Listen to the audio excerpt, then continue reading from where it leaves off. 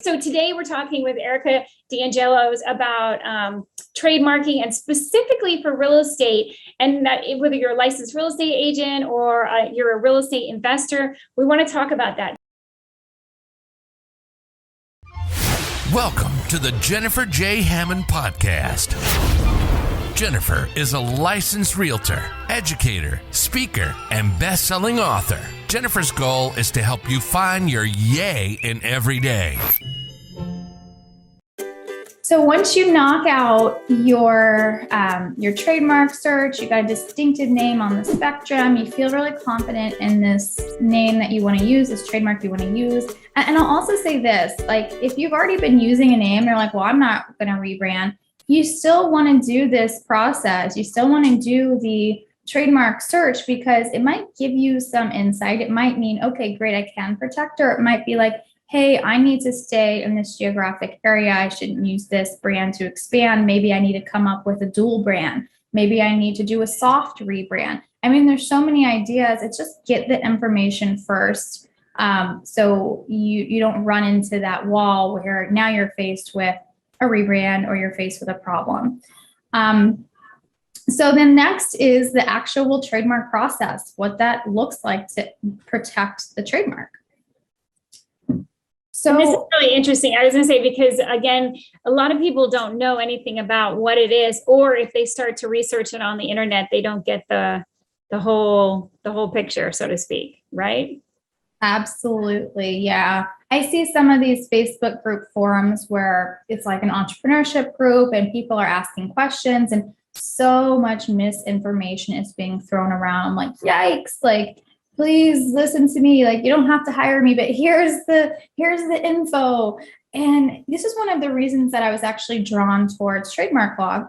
I was doing litigation in the business context. And I segued kind of into the transactional preventative side. But what I was noticing when I was helping businesses with their contracts and formation is that the missing piece was trademarks.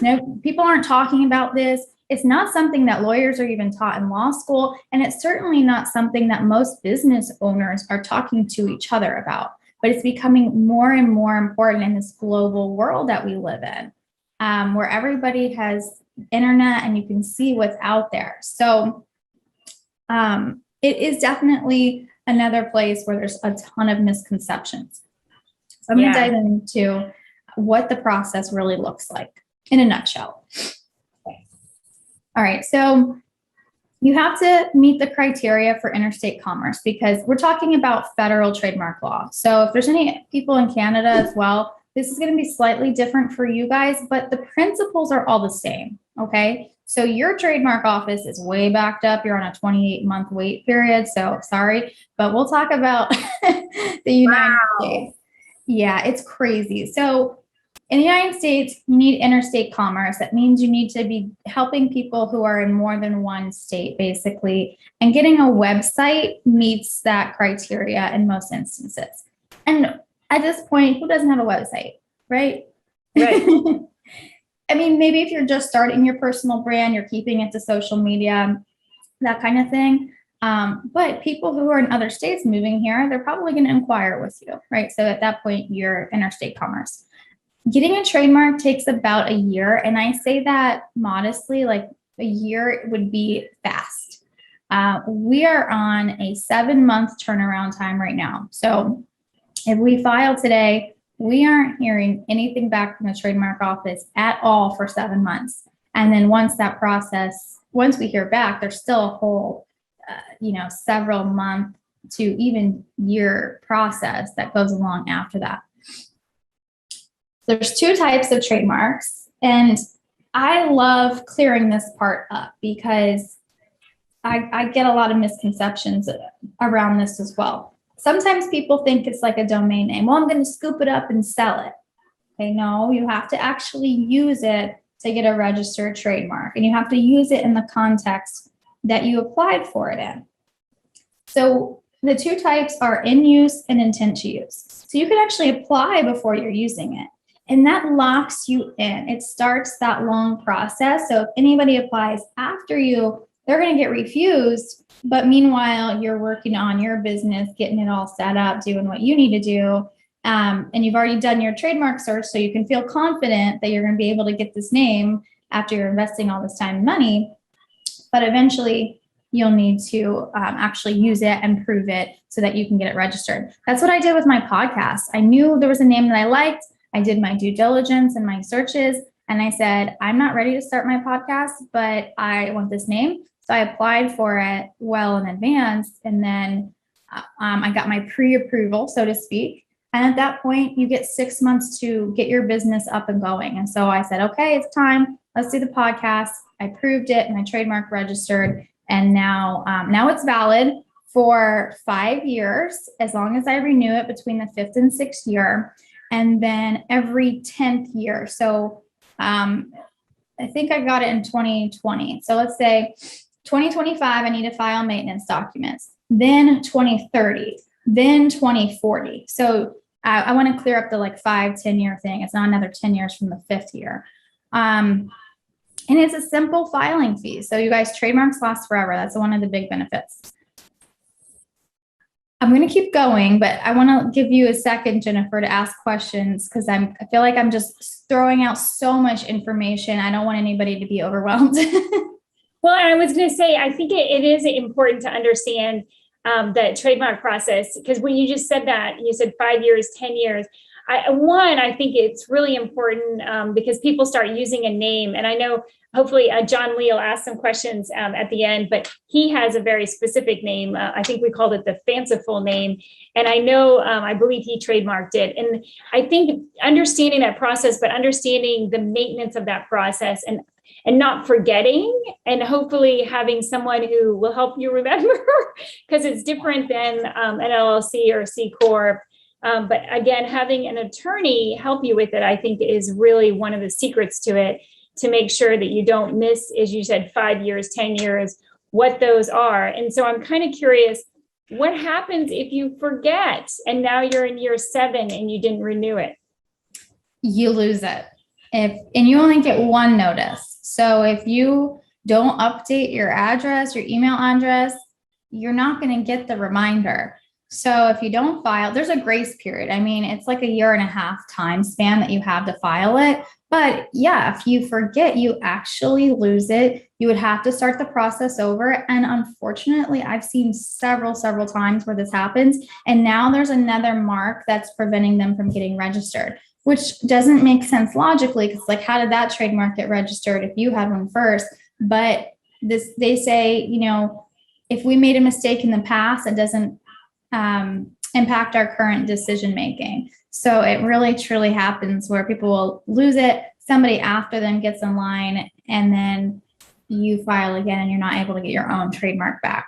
Now there's other mechanisms to do that, but they get really expensive, petitioning to cancel that trademark, or you're basically going to have to enter a dispute if you want it back, if there's a problem with that. So definitely not fun. And I want to talk about that too, enforcement and monitoring, because a lot of people are like, okay, I got the trademark, check, I'm done. That's where it ends. And yes, getting that is the most important part of it, is getting the registration, but you also have a duty to enforce it and monitor for infringers. I mean, if you just get the trademark registration, but you're just letting everybody use it, you can actually lose it. It becomes meaningless to have that piece of paper if you're not being distinctive in the marketplace, because everyone's using that same name or something similar.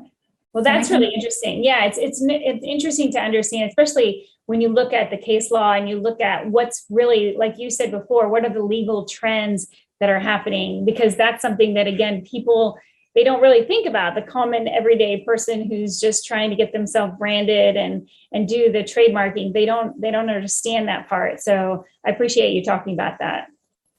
Oh yeah.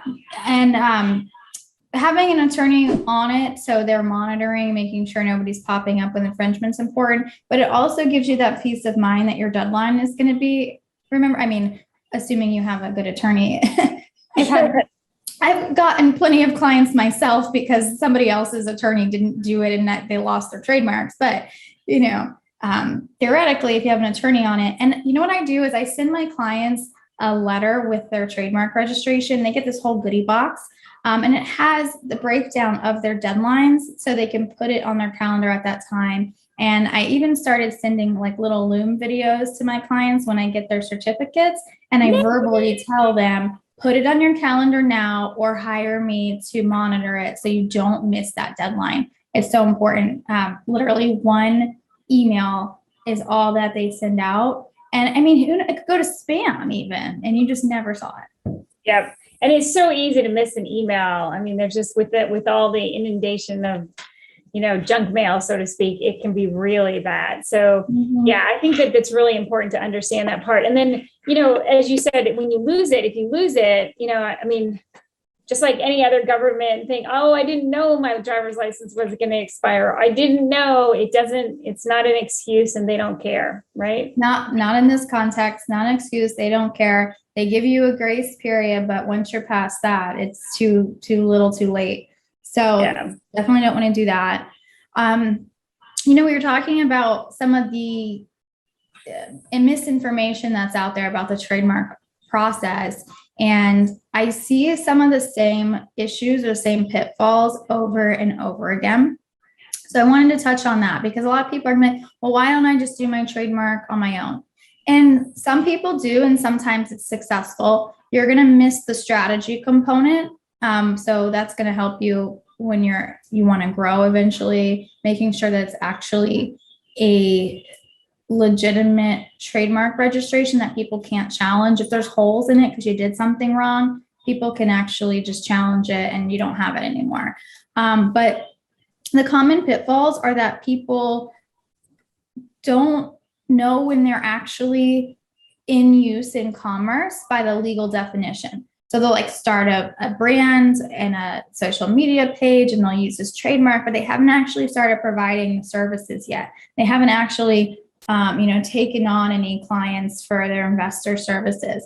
Well, they might not meet the definition, and then they file this statement of use too early, trying to prove that they're using it, and they get it refused. That's something that's not fixable. So you can amend it, but if you weren't actually using it and your date is wrong, it's not fixable and you have to start the process over again. Another big one, I came across this yesterday, is misclassification of services or the identification of services. So people think, okay, I'm going to use it for advertising materials. So they'll put their identification of services as advertising materials. But you're not selling advertising materials. You're selling a service using your advertising materials. So if you make that mistake, it's unfixable. Again, that's another thing where you have to start the process over. Excuse me.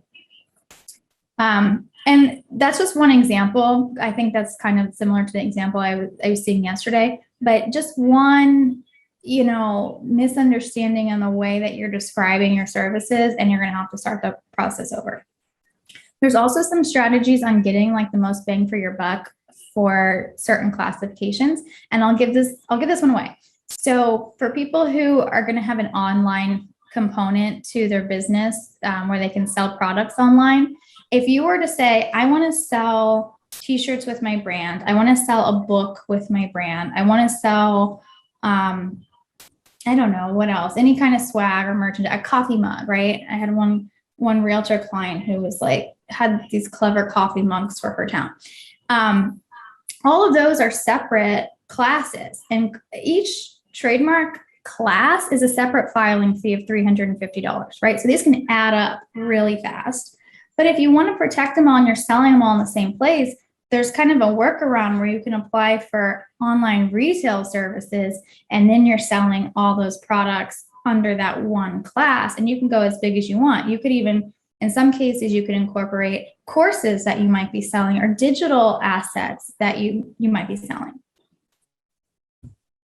I like that, because so many of the real estate, not only real estate agents, but real estate investors are doing exactly that. They're doing so much online stuff. So, and we're coming around to that last 15 minutes. So I wanted to make sure we get through a few of these other things before we open up the floor. And then anyone who has questions, let's do that. Oh yeah. So how about why bother? It went by so fast. Oh my gosh. We definitely touched on some of it. So the goodwill is the value of a brand. I mean, you guys in real estate know, like, you have to calculate the value from something. In brands, it's the goodwill, it's the reputation associated with the brand. And the way that you protect goodwill is through trademark protection. It's also the first impression for people. It puts other people on notice. If you have a registered trademark, they can't play like they didn't know, because it's public record. So that's why you can get damages more automatically. It's a way to add additional services and revenue. So I really like to use the example of methodology, because I think that's becoming really important in a world where there's a lot of professionals who do a lot of great things. Sometimes they come up with their own methodology or training style.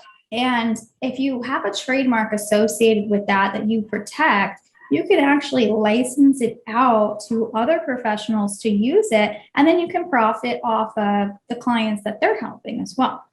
So there's a lot of different ways to make additional services and revenue from trademarks. That's the fun part. And so it's like you got the insurance side, and then you got the, like, let's leverage this and make money side. Right. And I think it's really important to know that we're all looking for multiple streams of income. So anytime that you can look at something that's an additional revenue stream and things of that nature. But then, of course, if you're building a business as a real estate agent, as a real estate investor, you want to make sure that you're building a business that you're actually looking at the long term. I think so often people are just looking at survival. What's the next 3 months look like, or the next 6 months? And they don't really think about it. And I think that's also part of the answering the question, why bother get a trademark? Why do it? It is something that is really part of not only establishing yourself, but also having that longevity. Absolutely. And the longevity, I'm going to touch on a couple I think are important for real estate agents. Selling the brand, okay? It's more than just your book of clients if you have a brand tied to it, especially if it doesn't include your name. Establishing legitimacy and credibility to consumers. Again, saturated market. You have this whole brand that you took the time to build and register as a trademark and all that. I think it has credibility. And then recourse against copycats. We've touched on that already, but with the online world we live in, and, people have the same great idea a lot of times, that'll really help you be able to clear the market. Yep. And they do. People love to copycat things. So, I like consequences. What are the consequences of not getting Okay, we talked a little bit about this as well. So the legal fees, right? If you enter dispute, even if you're in the right, somebody else does, but maybe you were technically using it first, you still have to enter the battle. You still have to hire a lawyer and go through this process. If you're in the wrong and you're actually infringing, damages, including lost profits, forced rebrand, that's probably the most common one that comes up for smaller businesses and service brands. Somebody else did it right, and now you need to rebrand. Lack of assets to sell, expand, or franchise. Dilution, so your trademark can become weaker, like we talked about earlier, and then losing your social media handles or even your domain names. And about the domain names, keep it on auto renew, you guys. Somebody's going to scoop that up if you miss the refile. I had that happen with one of my favorite domains, and I didn't have it on auto renew, and I was so bummed out. So I have learned they're all on auto renew now. I never do that ever. I never forget that now. Oh, it's painful. So painful. So let's go ahead. I love this tips and myths. So before we go, I want to, anybody who has questions, go ahead and raise your hand and we'll pull you up to the stage. I'm just about to ask any questions, but I love this one. So realtor, the title, a lot of times people don't understand the difference between a real estate agent and realtor is actually trademarked. Will you talk a little bit about that? That's awesome. Yeah, sure. So realtor is a trademark. If you're a real estate agent, in passing, I call real estate agents realtors all the time. But in reality, realtor means you belong to, the National Association of Realtors. Exactly. So you have to be careful how you use it. You can't use realtor in the name of your business or brand. You can, if you're part of the membership, you can call yourself a realtor. Right. But you just have to be careful how you use it. And a lot of their trademarks too, like MLS is a trademark. like a lot of things that you guys are using on a daily basis in the real estate world are registered trademarks. So you just got to be careful. There's so many free resources online though on how to use them. Yeah, it's really important to understand the difference between a realtor and a real estate agent. And again, a lot of times people don't understand that. And it's just funny because it is trademarked. And I think it's probably one that gets trampled on all the time, but really, really important. So I don't want to lose, so I want to make sure we get to the questions. So let me go ahead and get, so let's start with Linda. Linda is our tax expert, and I asked her to come here today because she always has insightful questions. And she has a brand that's very interesting that gets mixed up a lot of times with a company that's similarly named in Texas. So Linda, do you have a question for Erica today? Oh, first of all, Erica, thank you for all this wonderful information. Yay! My only question I was going to have was, do you have any funny stories about a big company, something, big like Coca-Cola or General Motors, who actually forgot to renew their name? I can tell you that Zoom didn't do the whole trademark process. And when they blew up over the pandemic, there was a big problem because there's a bunch of Zoom formative marks in front of them. So they ran into a little bit of a hiccup. I think they got it in China maybe, but they didn't get it here. They got it somewhere overseas, but they didn't get it here. So that was a little bit of a problem. I don't know of any of the bigger companies that let it lapse. I mean, they have like major teams of people who are responsible for that. So hopefully not. Oh, the Washington football team thing. Have you guys heard of that? Oh yeah, no, tell us about that one because we're in the Washington State area. So this was a couple of years ago, the Washington football team, they were the Redskins, and they, felt that it was time for them to change their name. But somebody else, since they had been talking about it for a while, somebody else went in and filed a bunch of different like Washington, like football formative trademarks. And Washington Monuments. I always thought they should be called the Washington Monuments, but that's okay. Somebody probably already has that. Well, it's not like a domain where you can just scoop it up. So you have to actually be using it in the context that you apply for it. So, when you're talking about football, what are you applying for it? Like sports, I don't know, what was a sports league, like a sports league, sports management, apparel, merchandise, like there's a lot of things that are going to need to be applied for. But this guy applied for a bunch of different variations of Washington names that he thought might be popular. And he kind of committed a little bit of fraud here because you have to prove that you're using it in order to get it. So he dropped everything and just tried to get apparel. So he puts up a website and he starts making t-shirts and like slapping Washington whatever on there and tries to get the trademark. I mean, ultimately, Washington decided that they just want to be the Washington football team. They got what they wanted. And the guy went away kind of thing. But yeah, I mean, it can happen. There's no real bias. They say there's no real bias. I think there might be a little bit of bias to big companies. But anyway, the rules are the same. So if you don't do it right, it doesn't matter how big you are. Yeah, I think that's really important. Thanks, Linda. Thanks for being here as well. That was awesome. Okay, and John, do you have any questions? I know John has a very special name, which maybe he'll tell you a little bit about, and I know he's registered it. John? Maybe John stepped away. Can you hear us? Thank you. Hear me? Oh, now we can hear you. I was going to say, you got to hear John. He's got a great name. Go. Okay, I'm sorry. I'm in the woods right now. I don't have good Wi-Fi. Thank you so much, Erica. Yeah, IP is so important. I filed for mine. It's the dealing there last December, and it went through. I got a notice a couple months ago. It went through in October right now. I don't really have a question on that. I know we went through a lot of the stuff that you touched on. I do have a question though. I'm a member of a nonprofit group, St. Louis Real Estate Investors Association. They were established, I think, in 1977. Recently, there's a guy in Michigan that is using the name St. Louis Real Estate Investors Meetup Group, and he even uses a logo similar to the one that we have in our nonprofit group. And he's doing, he's kind of fraudulently projecting that he might be, I don't know, part of our group or something similar. Is there any? What would be a recourse on that? I know they got the trademark for our group about 5 or 6 years ago. So is there anything we can do or say about that? Thank you. That's all I was. Yeah. So is there a St. Louis in Michigan? No, he's out of Detroit somewhere.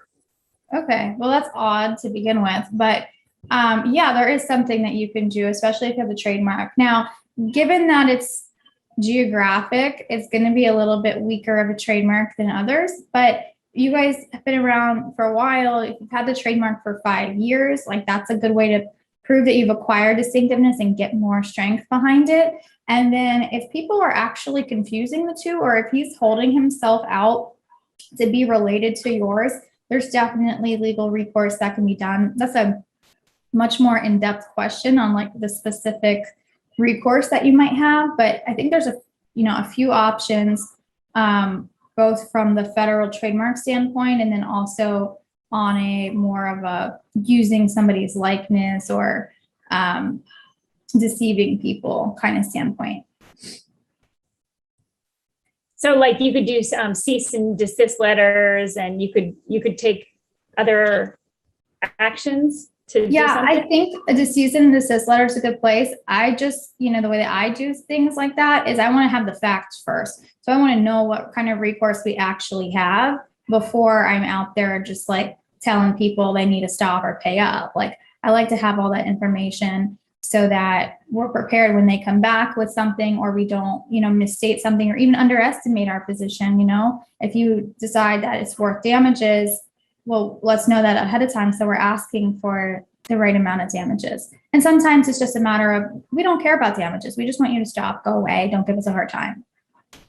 Yeah. And that's a good one. So John, I'll make sure that you have all the information so you can contact Erica as well for any other questions. I'm curious what the brand name was for John's brand. Ours is St. Louis Real Estate Investors Association. St. Louis Real Estate Investors Association. Correct. I know I got that one, but didn't you have another brand that you said you got? Oh yeah, he said it really fast. Dillionaire, which is like millionaire, but it's deal. So Dillionaire. Mm-hmm. And he has a bunch of books on it. He's trademarked that years ago. We've known each other for many, many years. But I always was really impressed with the fact that he came up with a completely, as you called it, fanciful word like Apple for Apple computers. His is Dillionaire. It's a made-up word that is unique to what he does, and it's amazing. Cool. Love it. Isn't that a good one? Okay, David, do you have a question, David? Yes. Hello. Thank you. Erica, that's been so useful. I am exactly in this spot right now. I'm from St. Louis, Missouri. I'm a real estate investor. I actually teach short sales because I myself make $50,000 to $150,000 profit on each house. And so I've made probably almost coming up on $1 million now teaching other people how to do short sales. So I want to trademark my website, thedavidrandolph.com. Is it possible to trademark your name, like your literal name, and more specifically with the .com on the end of that? Could you give a little bit of feedback on trademarking something like thedavidrandolph.com? Thank you. Yes. First of all, I love that. That's amazing. Congratulations on that type of success. I love seeing the way that professionals work now. It's not just you do your job and your service job. It's like there's so many other opportunities and ways to leverage your information and your education, all that. So super cool. Yes, full names can be trademarked. Last names by themselves, generally speaking, cannot. But if you have a full name, you're using it as a personal brand, yes, you can get that trademark most of the time. With the .com, if the business is the .com, and that's how you use the trademark over and over, like booking.com was a big Supreme Court case ruling that came out. Booking is obviously generic in the context of booking stuff. So it was a whole thing. It's like, well, can booking.com, since .com is just a generic indicator for a website, can they actually be entitled to trademark protection? And the answer is yes, because the service really is booking.com, right? It is the online website. The website's not being used as an advertisement piece. That is the product. And so if your website is similar, where it's completely online e-commerce, then maybe you want to do the .com if you're using your branding with .com, not just the domain that you put in the bar, but like if you have your full name .com on each page of the website, on the course that people are downloading or whatever, however you use it, then yes, use the .com. But I'd be happy to chat with you more one-on-one about that if you want to. My email, you guys, I'm gonna spell it. Yeah, go ahead. Go ahead. Do it. ERICA, so that's Erica with a C, at DiAngeloLaw.com. And DiAngelo is spelled DIANGELO law.com. Those of you who are on YouTube, you can see, actually, I'm going to skip to my Let's Connect page, but for Clubhouse, that's how you guys can reach me, or in my profile is Instagram and Twitter. And I was gonna say, and anybody who's on YouTube, you can go to the YouTube channel. It's the Jennifer J. Hammond YouTube channel, and you can watch the replay for this, and you get to see all the slides where we kind of bounced around a little bit. But I'll tell you, that hour just goes by so fast, especially when you're talking about something legal that has so many different layers like this. And I am so grateful, Erica, that you actually decided to specialize in this, because I think it is really a niche part of the law that, and for most of us in businesses, I think people just get so busy in their life, and all of a sudden they're like, oh my gosh, 5 years, 10 years, 15 years has gone by and I never did trademark, or, except for people like John Lee, who did it right away, which I think is very insightful. But not all of us do that. So anyone else, before we have just a minute left, but anybody else in the audience, I see you guys. Do you have any questions? Anybody want to raise their hand? You can ask a question to attorney Erica DiAngelo. She is a trademark attorney. And there we go. We got one. Go ahead. Is it Robin? Did I say that right? Robin? Yes, it's Robin. Good morning. How are you guys? Thank you for the opportunity. I just missed the YouTube. I didn't catch this, so I wanted to listen to the replay and look at the slides, and I missed where you said that was going to be. Oh, so it's Jennifer. Yeah. So my name, Jennifer J. Hammond. You just search me on YouTube and you'll find my channel. And I do this every Saturday morning, but you get to see the entire replay of this up there. And it's a great way to go back, because you can pause things and see. And she puts her slide up at the end, which of course has all of her information on there. And it's a great way for you to see all of her stuff. But yeah, Jennifer J, as in Jennifer J. Hammond on, and I put it up on Facebook and Instagram, but for some reason, it doesn't always post. That's the reason YouTube seems to definitely posts on there. And so that's the one that we do. So thanks, Robin. Thank you so much. You're welcome. And Erica, thank you. Yay! You guys, you're all so welcome. This was super fun. I loved talking about it from a different context than I usually get to talk about it, specifically in the real estate world. So thank you. Absolutely. And Linda, John, David, you guys know, Robin probably doesn't know, but if you guys will come off your speakers and let's all say yay together as I end the live Clubhouse. Ready? Yay! Yay!